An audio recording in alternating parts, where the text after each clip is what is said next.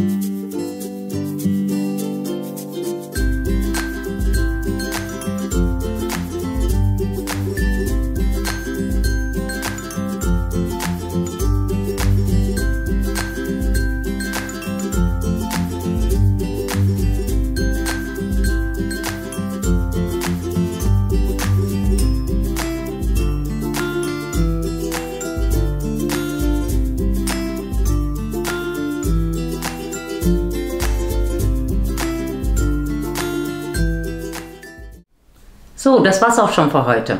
Ich hoffe, das Video hat euch gefallen und ihr gebt mir einen Daumen nach oben und abonniert Selmas Recipes. Tschüss, bis zum nächsten Video.